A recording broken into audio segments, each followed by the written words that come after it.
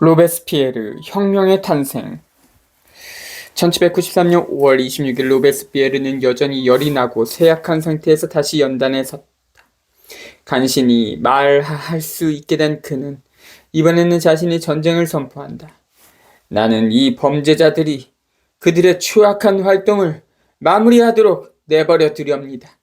그들이 이 연단에서 내전의 불씨를 뿌리기를, 그들이 조국의 적들과 내통을 계속하기를, 그들의 활동을 마무리하기를, 국민이 그들을 심판할 것입니다. 이것은 엄격히 의회적인 모든 활동의 포기였다. 그날 저녁 자코벤 클럽에서 로베스피에르는 모자한 봉기를 호소했다. 민중이 억압당할 때, 민중에게 자기 자신밖에 남지 않았을 때, 민중에게 일어나라고 말하지 않는 사람은 겁쟁이입니다. 그 순간이 왔습니다. 나는 민중에게 타락한 의원들에 대항해 반란을 일으킬 것을 촉구합니다. 나는 나 홀로 의장과 국민공회에 의석을 가지고 있는 모든 칠홍파 의원들에 대항해 반란을 시작함을 선언합니다. 사람들이 산킬로티에 대해 온당치 않은 경멸을 나타날 때 나는 부패한 의원들에 맞서 반란을 시작함을 선언합니다. 배신이 외국의 적들을 프랑스 한가운데로 불러들인다면 그때 나는 스스로 배신자들을 벌할 것을 선언하며 모든 음모자들을 나의 적으로 간주하여 그렇게 다룰 것을 약속합니다. 비련성은 하나의 언어만을 갖는다. 로베스피에르는 마라처럼 말하고 있다. 그는 자신이 목숨을 걸고 있음을 알고 있었다. 그러나 그는 또한 자신의 말이 갖는 무게도 알고 있었다. 그 말은 곧 파리를 일주할 것이다. 이튿날 5월 27일 파리 구들의 대표들이 국민공회로 몰려와 마라가 이끄는 산악파의 반격을 지지했다. 로베스피에르가 발언을 요구하지만 의장인 이스나르는 거부했다. 몇 시간에 걸친 소란 후 지롱디파 의원들이 철수했다.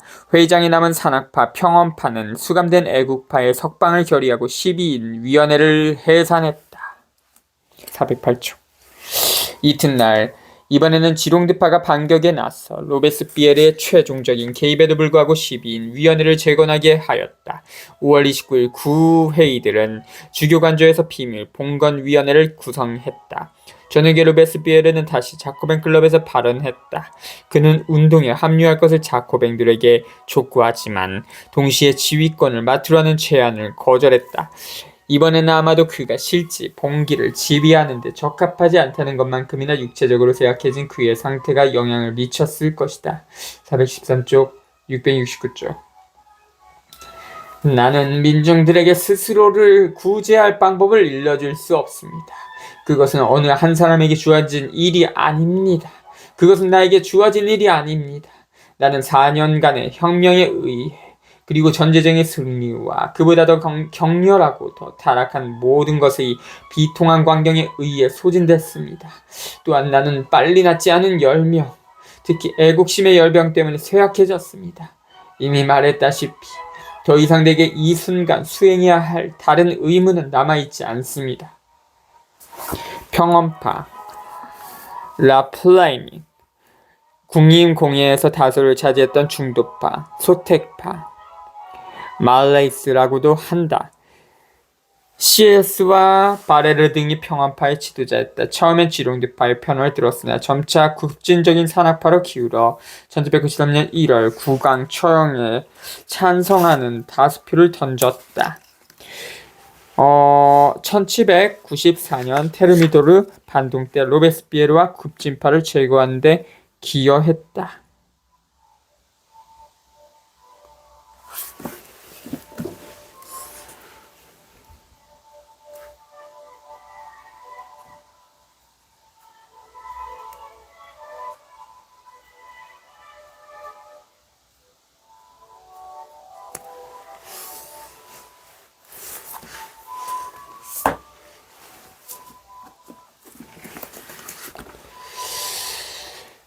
또 다른 병자 마라.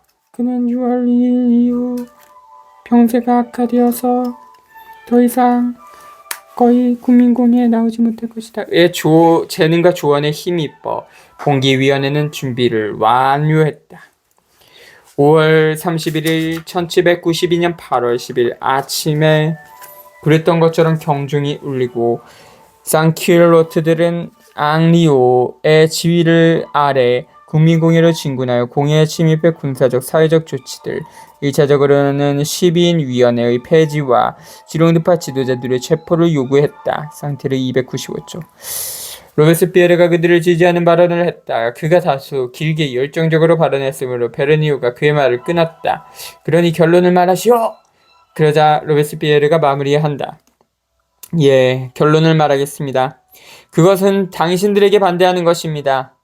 8월 10일의 혁명 후 그 혁명을 수행한 사람들을 단두대로 끌고 가려 했던 당신들에게 반대합니다. 끊임없이 파리의 파괴를 선통했던 당신들에게 반대합니다.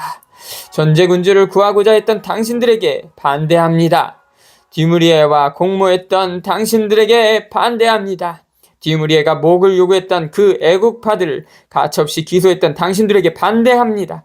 사악한 보복으로 분노의 외침을 불러일으키고 그 외침을 당신들에게 희생된 사람들의 범죄로 만들고자 하는 당신들에게 반대합니다. 예, 그렇습니다. 나의 결론은 듀무리에의 모든 공범들에 대한 그리고 청원자들이 지목한 모든 사람들에 대한 기소 법령입니다. 베르니오는 아무 대꾸도 하지 못했다. 그러나 국민공의는 굴복하지 않았다. 중도파는 아직 파리 민중이 개입한 데 대한 혐오감에서 벗어나지 못했다. 당통은 다른 산악파들보다 더 크게 소리 지른 후 늘 그렇듯이 자신의 모호한 역할을 계속해 지롱드파를 구하려 하였다. 의회는 기꺼이 다시 한번 시민위원회를 해상하는 데 동의하지만 고발된 의원들을 의회에서 추방하는 데에는 반대했다. 어떤 관점에서 보자면 5월 31일 본기는 실패했다. 로베스피에르가 어떻게 반응했는지 그가 조언을 했는지 우리는 알 수 없다. 가장 그럴듯한 것은 그가 육체적으로 병들고 쇠약한 상태에서 승리 아니면 죽음이라는 결심 아래 극히 비관적인 결과를 기다릴 수밖에 없었으리라는 것이다. 꼬민가 말하는 로베스피에르 없이 결정적인 봉기를 준비했다. 6월 2일 무장한 상킬로트들이 다시 의회가 자리 잡은 튠르리 공에 침입했을 때 앙리오가 이끄는 포병들이 겁에 질린 의원들을 밖으로 나오지 못하게 했을 때 구퉁이 29명의 의원의 추방과 같은 구금을 얻어냈을 때 승리한 마라가 허튼 소리를 늘어놓은 사람 1명, 머리 나쁜 사람 1명, 그리고 몇 가지 잘못된 견해를 가지고 있었을 뿐인 의원 1명을 추방자명단에서 삭제했을 때 구퉁이 이스나르와 포시에가 자발적으로 의원직을 사임했다는 이유로 그들을 체포해서 면해주었을 때 로베스피에르는 침묵을 지켰다. 회의 내내 그는 입을 열지 않았다. 그는 자신의 승리이기도 한 이 승리를 아무런 도치감 없이 바라봤다.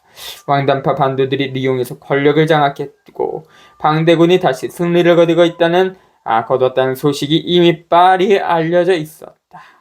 앙리오, 프랑스와 앙리오 1761년부터 1794년 8월 10일 봉기의 지도장을 한 사람 1794년 5월 파리 국민방위대 임시사령관에 지명되어 5월 31일 봉기를 주도했다. 1794년 7월 로베스피에르와 함께 처형됐다. 6월 1일 저녁의 분위기는 8월 10일에 그것보다 훨씬 무거웠고 조국은 훨씬 더 큰 위험에 처해 있었다. 286점. 그러나 적어도 파리는 승자였고 산악파는 혁명을 구하기 위해 아무런 구속 없이 자유롭게 행동할 수 있게 됐다. 18.